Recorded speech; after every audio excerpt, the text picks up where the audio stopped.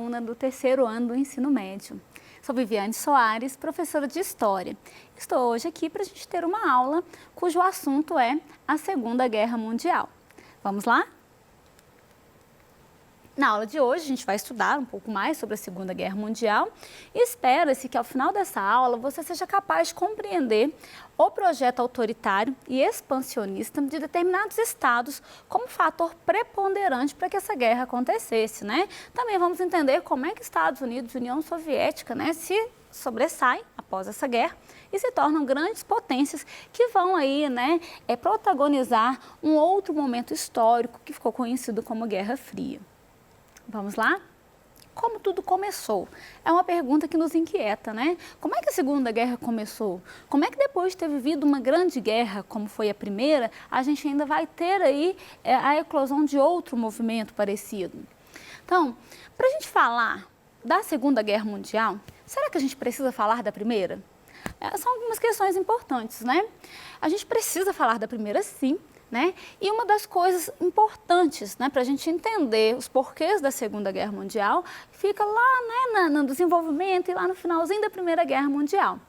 Uma dessas questões chama-se Tratado de Versalhes. Aquele tratado que foi assinado ao final da Primeira Guerra Mundial, né, ele vai estar muito relacionado à eclosão da Segunda. Então, eu trouxe aqui o trecho de um dos artigos desse tratado, né, esse é o artigo 231, que traz aí, de maneira geral, uma responsabilização da Alemanha pela Primeira Guerra Mundial e que condena a Alemanha a pagar indenizações, né, e arcar com os gastos, com os custos, né, de reconstrução dos outros países, né? Ela deveria indenizar os outros países por ter aí, né, imposto a agressão que gerou a Primeira Guerra Mundial, certo?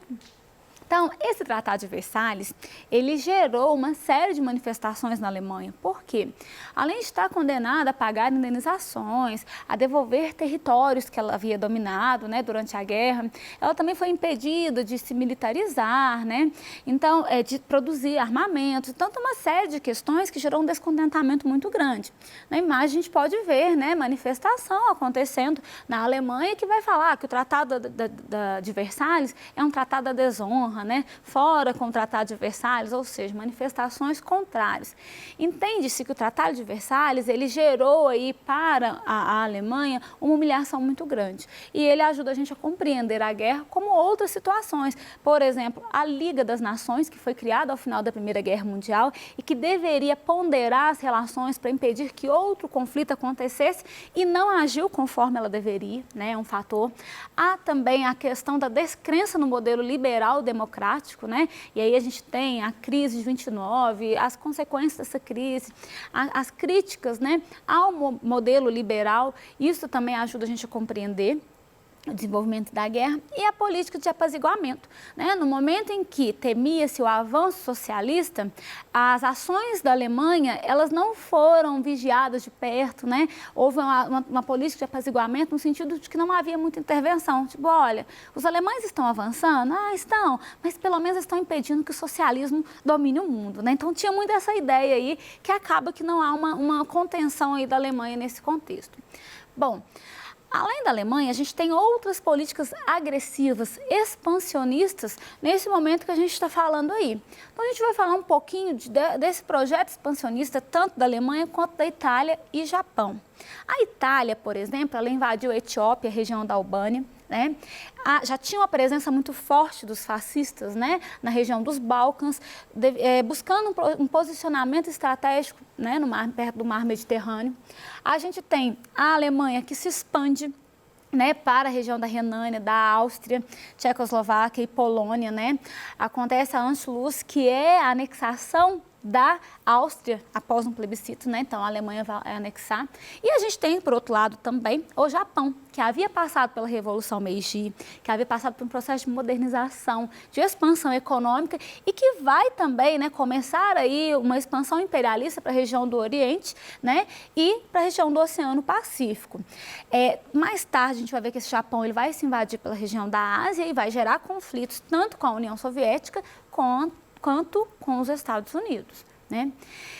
Nesse contexto que a gente vê movimentos expansionistas por parte da Alemanha, foi feita uma reunião, né, chamada de Conferência de Munique, e essa conferência foi uma maneira aí de apaziguar as questões, né, tentar frear a Alemanha.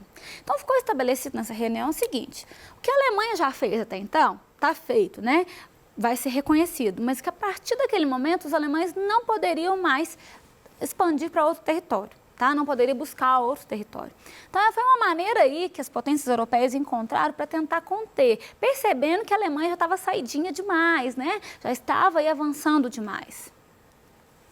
Bom, por causa de ideias próximas, principalmente desse projeto expansionista, nós vamos ter a aproximação de algumas potências, né? Então, essa aproximação ela vai gerar a formação do eixo. Então, a gente tem aí, primeiramente, Japão e Alemanha, que vão fazer um pacto chamado de Pacto Anticomintern, que é um pacto contra o socialismo, né? Contra a União Soviética. Mais tarde, nós vamos ver a Itália, que vai se aliar a esse pacto e juntos eles vão formar um eixo que é chamado de eixo Berlim-Roma-Tóquio. Né? Que refere-se à capital de cada uma dessas potências aí. Então, há uma aliança entre Itália, Alemanha e Japão nesse contexto anterior à eclosão da guerra.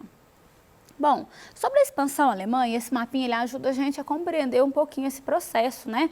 Como que os alemães, que é o que aparece de vermelhinho aí no mapa, né? Eles vão atingindo algumas regiões aí, né? Então, a gente vê chegando na Áustria, a questão dos países do Sudeto, depois Tchecoslováquia, Polônia. Então, esse mapa ele deixa muito claro como que a Alemanha estava se expandindo nesse contexto e o porquê da Conferência de Munique, o porquê de se tentar frear, né? Porque esse crescimento ele estava aí contínuo, essa expansão, essa dominação de outros territórios.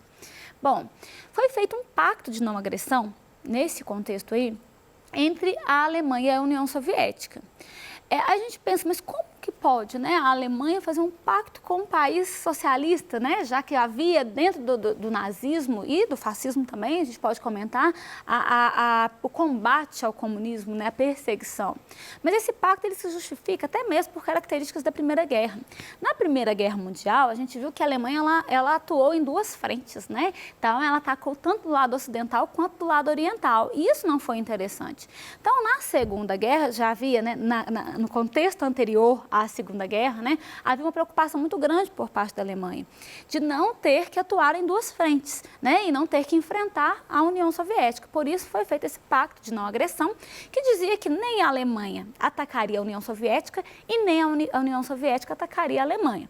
Por trás desse pacto, né, desse acordo de não agressão, existiam cláusulas aí, né, que são cláusulas ocultas, em que os dois países eles estavam combinando de invadir a Polônia e dividir entre os dois, né? Então, os dois seriam aí, né? Eles dominariam a Polônia. Claro que isso não estava claro dentro desse pacto para todos, mas eles tinham esse combinado. Dentro do combinado, houve o ataque à Polônia, né? E 2 dias após esse ataque, né, os alemães atacaram a Polônia, a gente tem uma resposta por parte do governo da França e da Inglaterra, que vão declarar a guerra à Alemanha por causa dessa expansão no território da Polônia. Aí estava iniciando a Segunda Guerra Mundial. Então, essa Segunda Guerra Mundial, a gente precisa, né, conceituar isso bem, né, que foi um movimento que vai atingir vários países do mundo todo, mais de 50 países estão envolvidos. A gente vai ter várias regiões também como palco da guerra, né, principalmente a Europa, norte da África e no Extremo Oriente. Uma guerra que vai trazer consequências que até hoje marcam a nossa sociedade. Bom, para a gente falar sobre a ofensiva alemã, né? Os alemães eles começam com um estilo de guerra que é chamado de guerra relâmpago, né? Em que eles utilizam aí várias frentes de combate, seja aérea, seja por terra, né? Com tanques, com soldados, mas eles agem muito rápido, não dando tempo da reação, né? do inimigo. E com essas técnicas, né, com essas táticas de guerra, melhor dizendo, a gente vai ter a dominação da Polônia, como a gente falou, e em seguida a Alemanha continua, chegando a Dinamarca, Holanda, né, Bélgica, Noruega, França, traindo o que estava definido lá no Pacto de Não Agressão. Nós vamos ver também, por parte da Alemanha, a invasão à União Soviética, né? Então, a questão da invasão, ela está muito relacionada com os ideais da Alemanha, né? A Alemanha era um país que combatia o socialismo. O acordo que foi feito no momento, né, para impedir ações da União Soviética, mas logo essa aliança foi traída, né? E aí a Alemanha vai usar em torno de 4.000 aviões, né? E mais de 3 milhões de homens para se mobilizar para a fronteira russa, né? Dando início a uma operação, que foi aí a Operação Barbarossa, em que eles vão atacar aí a União Soviética. No norte da África, nós também vamos ter combates nesse contexto, né? A gente tem forças italianas que estão na região da Líbia, né? A Líbia, ela estava dominada pela Itália e a gente tem uma invasão ao Egito, né? O Egito que até então estava sob influência inglesa, né? Vejamos, a Inglaterra já havia declarado guerra contra a Alemanha, né? E agora tem essa questão com os italianos por causa de regiões do norte da África. Hitler, ele tentou ajudar, né, os italianos nesses combates, ele chegou a enviar soldados que ficaram conhecidos como Afrika Korps, que foram enviados para essa região para garantir aí, né, a vitória da Itália, que fazia parte dos países do eixo. Bom, nesse contexto aí, a gente vai ter um cenário em que dois blocos se formam, né? Vamos dizer, se consolidam mesmo. Porque, de um lado, a gente já tinha falado sobre um bloco que foi formado aí pelos países Alemanha, Itália e Japão, chamado de eixo. Mas aí a gente vai ter as potências aliadas, né? Que vão aí, né, agrupar a Inglaterra, os Estados Unidos e a União Soviética, que vai compor esse grupo aí para tentar impedir o avanço, né, dos grupos aí dos países do eixo. Bom, houve uma grande ofensiva por parte do exército soviético, né? Nos campos da União Soviética, a Alemanha vai acabar tendo derrotas importantes, né? Por uma série de questões. A gente costuma dizer que os povos russos, eles têm aí um general que é muito importante na vitória em conflitos, né, chamado de general inverno, além das várias estratégias de guerra que eles têm, né, tem a estratégia do campo arrasado, em que eles destroem comida, água, né, no caminho, para que as tropas inimigas elas entrem no território, mas não encontrem recurso e tenham dificuldade para voltar também, que é o que acontece com os alemães. Então, os russos, eles conseguem colocar fim àquele mito de invencibilidade alemã. É importante a gente mencionar que a Inglaterra também, nos ataques que ela sofria por parte da Alemanha, a Inglaterra ela resistiu muito, né? A Inglaterra foi bombardeada, né? E ao mesmo tempo ela resistia, ela foi uma força muito importante também para conter aí o expansionismo alemão. A partir de 1941, nós vamos ter aí as forças aliadas com campanhas mais fortes para tentar conter as ações dos países do eixo, né? Tentar impedir essa expansão desses países, né? No caso da Itália, que estava aí, né, tentando se expandir, a gente tem uma ofensiva muito grande por parte dos aliados. É nesse ponto que a gente chama atenção para a atuação do Brasil, né? A Força Aérea Brasileira e a Força Expedicionária Brasileira participaram dessa campanha.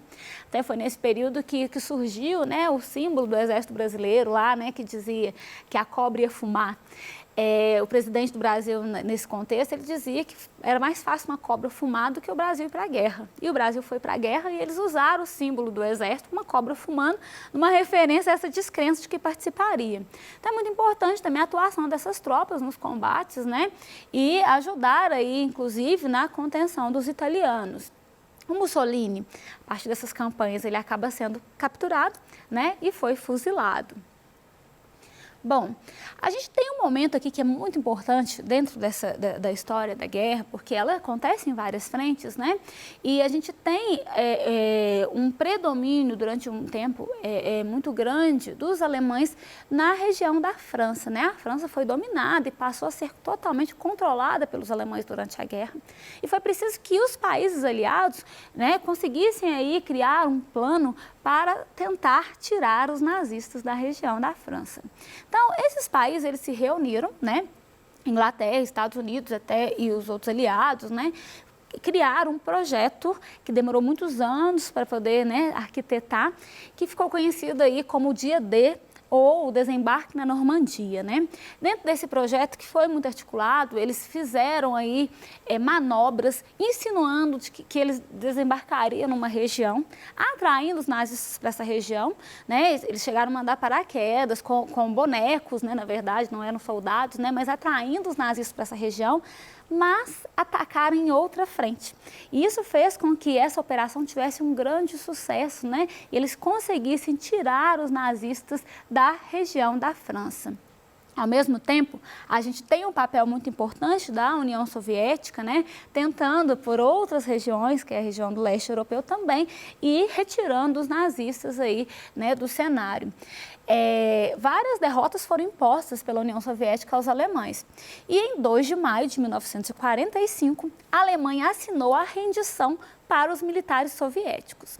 Quando estava muito próximo da rendição, diz que foi uma verdadeira corrida, né, tanto pelo exército da União Soviética quanto pelo exército dos Estados Unidos, para quem pisaria primeiramente em Berlim, né, e os soviéticos, a gente pode dizer que eles chegaram um pouco à frente, mas a gente tem que entender que há aí, né, uma ajuda mútua nesse contexto. Algumas questões elas deixam a gente assim, né, curioso, a gente fica pensando como pode, né, União Soviética com o regime socialista e Estados Unidos capitalistas, eles lutaram ali ao mesmo lado, né, cresceram nessa luta contra um inimigo comum, que era o nazismo e tudo. Mas a gente não deixa de entender que, por outro lado, a gente sabe que há uma divergência ideológica muito grande entre essas duas potências e a gente vai entendê-la mais na frente, numa próxima aula que nós vamos trabalhar sobre o assunto. Com relação ao Japão, né, que havia feito vários ataques, inclusive o Japão foi o responsável pela entrada dos Estados Unidos na guerra, né, quando ele ataca a base militar de Pearl Harbor, que os Estados Unidos tinham no Havaí, é quando os Estados Unidos de fato vão entrar na guerra, uma retaliação ao Japão, né, e a gente percebe que ao final da guerra, a rendição do Japão, ela é forçada pelos Estados Unidos, né, que é quando os Estados Unidos, diante da negativa dos japoneses em se render, né, os japoneses continuavam usando os pilotos kamikazes, que eram pilotos suicidas, continuavam atacando.